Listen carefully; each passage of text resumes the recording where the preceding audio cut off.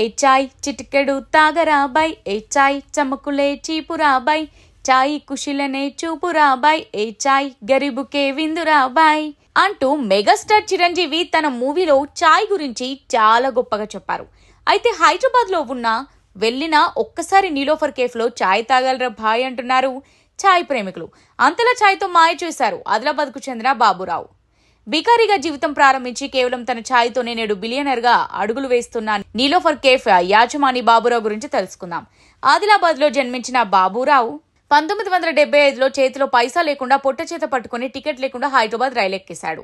హైదరాబాద్లో వచ్చినా ఏం చేయాలో తెలియదు. ఓ బట్టల షాప్లో సేల్స్ మెన్గా ఉద్యోగం దొరికింది.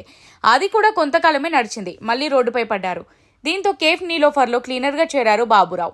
తన శక్తికి మించి బాగా కష్టపడ్డారు. సిన్సియర్గా ఇచ్చిన పని చేశారు. అప్పటి కేఫ్ నీలోఫర్ యజమాని దృష్టిలో పడ్డారు.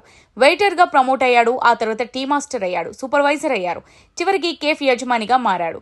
1978లో యజమాని కేఫ్ను బాబురావు చేతిలో పెట్టాడు. ఇరానీ చాయ్, ఉస్మానియా బిస్కెట్స్ అమ్మే ఒప్పందం కుదుర్చుకున్నారు.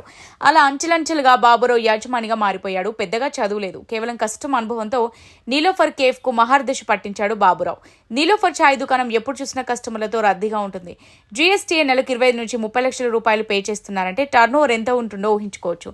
దీనికి తోడు 2016లో కేఫ్ నీలోఫర్ అండ్ బేకర్స్ పేరుతో అత్యంత ఆధునికమైన బేకరీని ప్రారంభించాడు బాబురావు.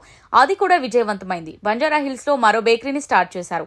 అది కూడా సూపర్ సక్సెస్ అందుకుంది. బేకరీలో అన్ని రకాల కుకీస్, బిస్కెట్స్, ఇతర స్నాక్స్ అందుబాటులో ఉంచారు. రకరకాల కేకులు కూడా బాబురావు బేకరీలో దొరుకుతాయి. ఇప్పుడు ఆన్లైన్ లో కూడా బేకర్స్ ఉత్పత్తిని సరఫరా చేస్తున్నారు. స్విగ్గీ, జొమాటో లాంటి సంస్థలు కూడా బేకరీ ఉత్పత్తుల్ని సరఫరా చేస్తున్నాయి. బాబురావు ఎంత సంపాదించినా అందులో కొంత మొత్తాన్ని విధిగా సామాజిక సేవకు వినియోగిస్తున్నారు. ఇక్కడ నీలోఫర్ హాస్పిటల్ కు వచ్చే పేద రోగులకు, వారితో పాటు వచ్చే అటెండెంట్లకు అప్పుడప్పుడు ఉచితంగా భోజనం, అల్పాహారం అందిస్తుంటారు. ఇవి తెలిసిన దానాలు, ఇంకా తెలియని గుప్తదానాలు ఎన్నో చేస్తుంటారు బాబురావు. అంత ఎత్తుకు ఎదిగినా తన మూలాలు మరవని వ్యక్తి బాబురావు. అందుకే పని ఏదన్నది కాకుండా ఇష్టంగా చేసుకుంటూ పోతే ఎవరైనా బాబురావు కావచ్చని చెబుతున్నారు.